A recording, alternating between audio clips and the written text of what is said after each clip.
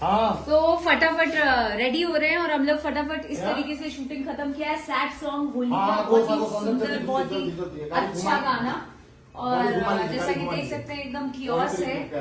फट फट फट फट करके वो भागने वाले हैं एयरपोर्ट पे, इसलिए उन्होंने मुझे बहुत परेशान किया है सुबह से। I am working hard. कितना लड़कियों को मेकअप करने में टाइम लगता है, कितना चेंज करने में टाइम लगता है, लेकिन मैं ऐसे फट से करके आ रही हूँ। मेरे से परेशान सिर्फ आप ही नहीं हो। क्या? मेरे से परेशान आप नहीं, ही मैं हो। बिल्कुल मैं परेशान खुद से परेशान हूँ अभी। नहीं, मैं बिल्कुल हाँ। परेशान नहीं हूँ।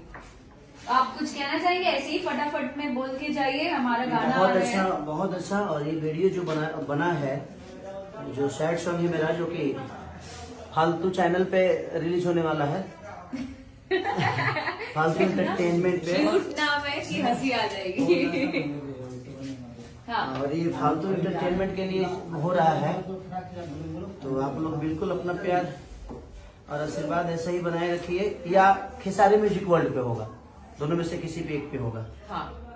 और ये इसके डायरेक्टर जो है हमारी अक्षरा जी, इन्होंने डिजाइन किया है इस पूरे सॉन्ग को, कपड़ा से लेकर हर चीज।